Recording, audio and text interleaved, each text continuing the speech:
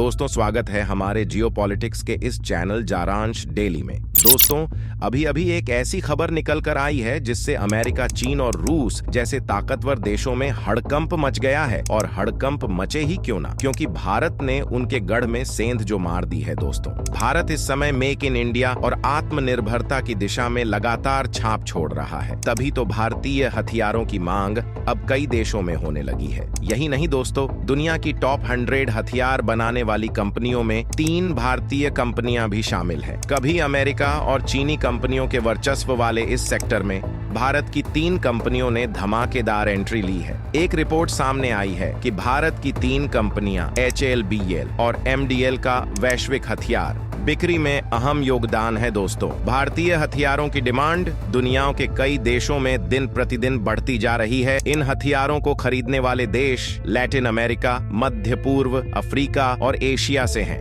इनमें से कई देशों ने पिछले साल भारतीय हथियारों को खरीदने में रुचि दिखाई भी, और विशेषज्ञों का मानना है कि भारतीय हथियारों और सैन्य उपकरणों की कम कीमत और विश्वसनीयता दुनिया के कई देशों की रुचि बढ़ने का प्रमुख कारण है। अंतरराष्ट्रीय बाजार में जो भारतीय हथियार धूम मचा रहे हैं, उनमें पृथ्वी मिसाइल, आकाश मिसाइल और ब्रह्मोस मिसाइल प्रमुख हैं। इसके अलावा स्वदेशी लड़ाकू विमान HCL तेजस, ALHM के EDI ध्रुव और प्रचंड हेलीकॉप्टरों ने फिलीपींस, मिस्र, अर्जेंटीना और नाइजीरिया जैसे देशों का ध्यान आकर्षित किया है। दोस्तों, इजराइल हमास वॉर और रसिया यूक्रेन वॉर के बाद दुनिया भर में हथियारों की मांग बढ़ी है। इसलिए भारत भी चाहता है कि वो जल्दी से जल्दी इस क्षेत्र में आत्मनिर्भर बन सके, और इसके लिए भारत ने अपनी कोशिशें तेज कर दी हैं, जिससे भारत को युद्ध के समय किसी दूसरे देश पर निर्भर ना रहना पड़े। यही नहीं दोस्तों, भारत अपने देश में हथियार बनाकर और इन्हें बेचकर अमेरिका, रसिया और चाइना की तरह अरबों रुपए की कमाई भी कर सकेगा।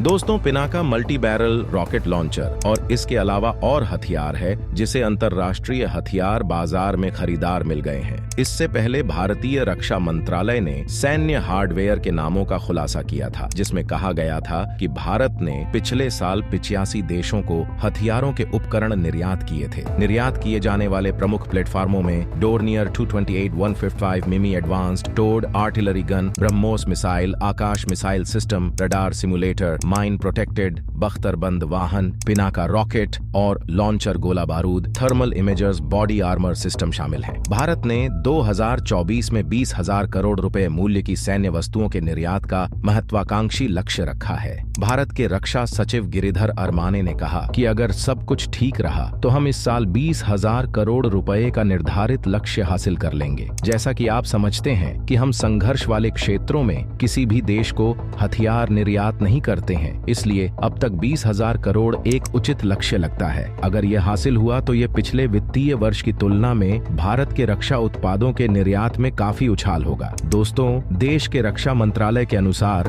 पिछले साल भारत का रक्षा निर्यात बढ़कर $2 बिलियन के रिकॉर्ड उच्च स्तर तक पहुंच गया था। इसे देखते हुए मेजर जनरल अस्थाना ने कहा कि कीमतें सही होने, भारत के सैन्य हार्डवेयर की विश्व स्तरीय गुणवत्ता और प्रौद्योगिकी हस्तांतरण के प्रति पश्चिम की नापसंदगी भारत से रक्षा उत्पादों की खरीद की दौड़ के पीछे के मुख्य कारण हैं। भारतीय सैन्य हार्डवेयर अलग अलग देशों की सेनाओं के साथ आसानी से तालमेल बैठाने वाले हैं। विशेषज्ञों का मानना है कि भारत अपने हथियारों को ऐसे बनाता है कि उसका इस्तेमाल रेगिस्तानों, ग्लेशियरों और पहाड़ी क्षेत्रों में आसानी से किया जा सके।